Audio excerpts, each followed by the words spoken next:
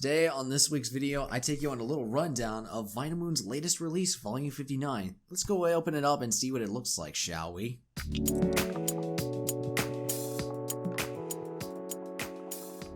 Alright, just like with my previous unboxings, let's not waste any time and get right into things. Alright, let's go ahead and get into this. We have ourselves the packaging for the record itself. I've already taken the liberty of slicing open the seal for it, but I promised you this whole thing, record-wise and everything else, will be sealed as well. Alright, we got the packaging out of the way, and let's go ahead and take a look at this. Inside, we got ourselves a little bit of a booklet written by Brandon to kind of give an idea of Fluid Perspectives and the music that's inside of it, as well as the general vibe for it. And of course, on the inside, we have little detailed descriptions of the choruses, the artists, and everything else that went into the record, as well as a little description of the artist. Let's go ahead and take a look in the inside and give you a little more detailed look. Here we have some artists such as J.W. Francis, Husbands, Grau, Clay and Friends, Fela Souf, Ben Esser, Jack Greenwood, Stray Fossa, Liam Mode. Kind of wish my camera would be a little bit better at focusing, trying to do this manually. Puff Host, Inkswell,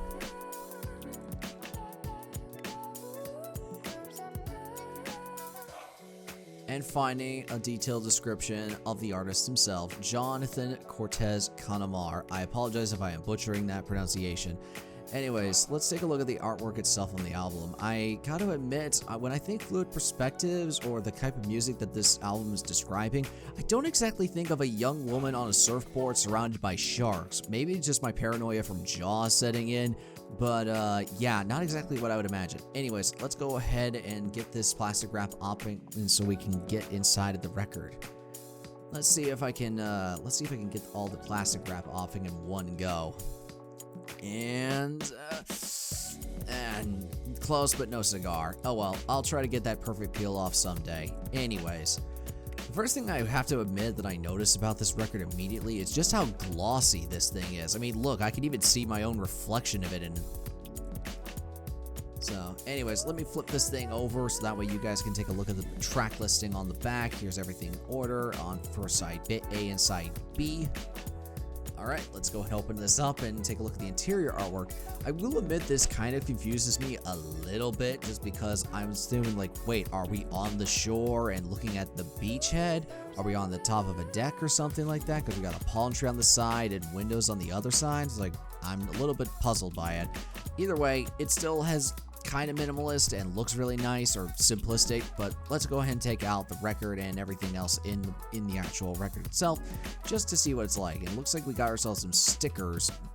You know, moving over to the camera so we can see it. We got some animals, we got some people, whales and dolphins and so on. But of course, we're here for the vinyl itself, and I like the fact that it got this nice little, what I would almost want to call like sand dollar-ish looking texture and color palette for it. Has a nice mix of blues, whites, and very sandy-ish looking. Like they just basically concentrated the entire beach into one record. Here's side A and side B.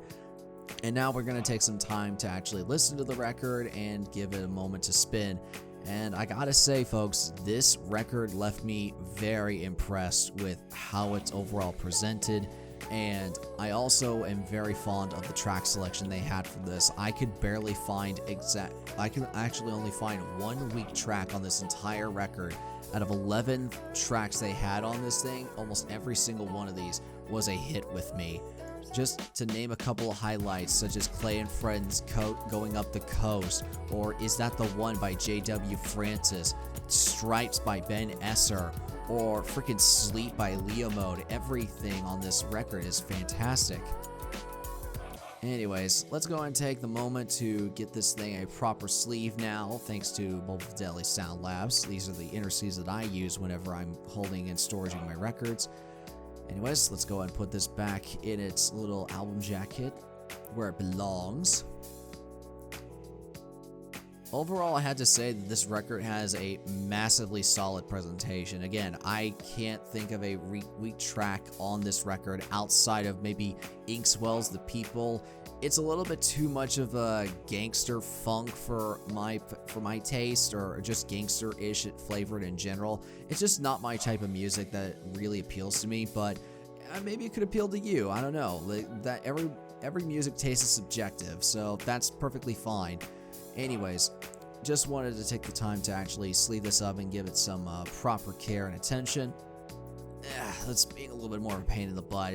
I think the glossy finish is kind of screwing me over a little bit.